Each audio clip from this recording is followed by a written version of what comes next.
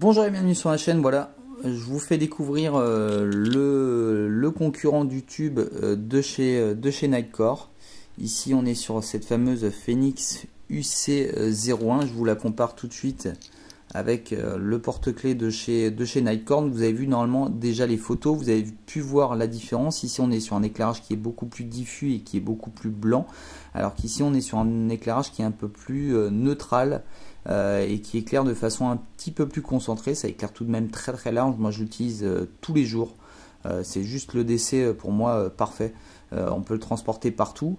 La simple chose, ça va être également le cas pour celle-ci, c'est qu'il faut penser à le recharger assez régulièrement, parce que le jour où on en a besoin, c'est toujours là où on s'est dit bah merde, ça fait un moment que je ne l'ai pas rechargé, c'est un petit peu couillon, donc pensez-y. De le recharger de temps en temps, au moins je sais pas, une fois par semaine. Ça va dépendre évidemment de votre utilisation, mais au moins une fois par semaine. On va voir déjà les grosses différences au niveau de ces deux lampes. Donc déjà au niveau du gabarit, on est sur un gabarit qui est un petit peu plus gros du côté de chez Phoenix. On a tout de même ici une amélioration au niveau de l'autonomie, mais encore une fois, ce petit genre d'objet qu'on utilise très fréquemment se décharge plus ou moins vite. Alors moi honnêtement je l'utilise tous les jours, quelques secondes, peut-être quelques minutes, donc je le recharge peut-être une fois par mois. Alors maintenant on va voir ensemble. Alors ça a du mal à faire le point, je suis désolé. Voilà, on va le voir d'un peu plus près. On va voir ici le système à l'arrière qui est un petit peu différent, qui permet d'avoir de l'accrocher ou le décrocher un peu plus facilement que le tube. Ici un interrupteur, si on appuie une fois dessus, on va voir le niveau de batterie, ça c'est intéressant également. Donc là on voit que c'est rouge, donc il va falloir que je commence à la recharger. Un appui long et on va allumer la première fonction qui est de 1 lumens, qui a une autonomie de 50 heures. On rappuie un coup, on passe sur le mode 20 lumens pour une autonomie de 3 heures, et enfin le 45 lumens pour une autonomie d'1h20. Ce qui est intéressant, c'est qu'elle va mémoriser le dernier mode utilisé. Sur le tube, c'était un petit peu différent. Ah, je l'éteins.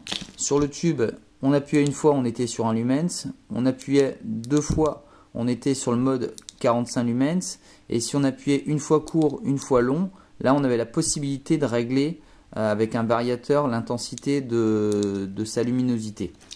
Donc on va dire que c'est un petit peu kiff de ce côté là.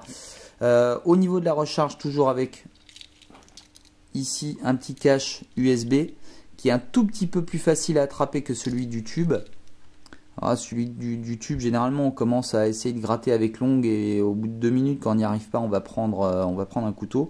Là on a une petite languette que vous voyez au dessus, qui est un tout petit peu plus facile à attraper. Alors c'est pas le pied non plus, hein, mais voilà, on y arrive tout de même un peu plus facilement. Maintenant celle-ci, elle est garantie pour une étanchéité de 2 mètres. Vous avez vu que je l'avais fait tomber aussi, celle-ci. Là on est sur une vidéo de présentation, c'est pas encore le crash test. Je ferai évidemment les mêmes tests que sur l'autre tube de chez Nitecore. Le LED, on est sur un cri Nichia, voilà, Nichia ni mauvais. On a un angle, je l'avais lu quelque part, de 102 degrés pour celui-ci. Alors vous l'avez vu, hein, vous le voyez très bien d'ailleurs dans les photos au niveau du garage. Au niveau de la dimension, on est sur 62 mm, on est sur 22,5 mm au niveau de la largeur. On a quand même une épaisseur de 10 mm, alors ça me paraît beaucoup, mais ça doit être vraiment ici au centre. Et on a un poids de 13 grammes contre 9 grammes ici au niveau du tube. Donc on a fait un tour rapide, évidemment c'est quelque chose qui est très pratique à utiliser sur ses clés, etc.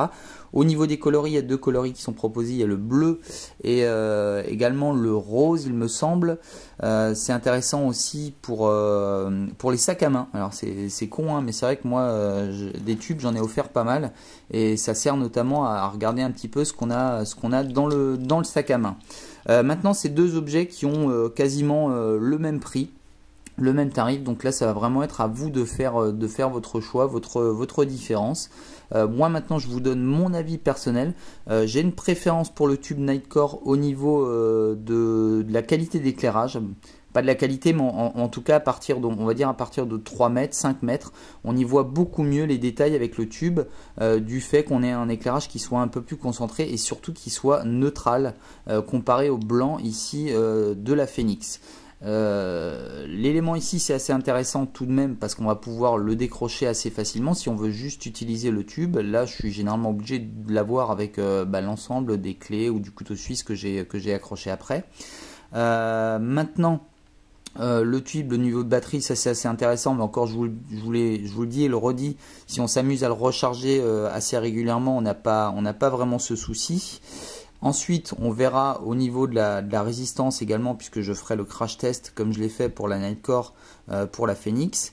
Et la petite chose aussi qui est intéressante, mine de rien, c'est que celle-ci, de temps en temps, s'allume de manière inopinée dans ma poche, parce qu'il suffit d'un petit appui pour que la lampe s'allume. Donc elle s'allume sur le 1 lumen, donc c'est pas dérangeant.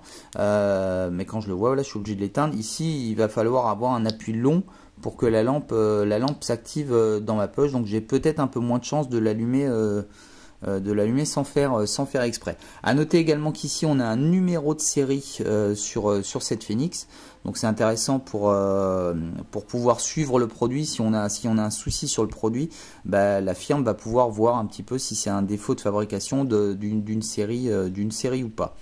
Donc voilà, Phoenix, on est rarement déçu par Phoenix, vous le savez.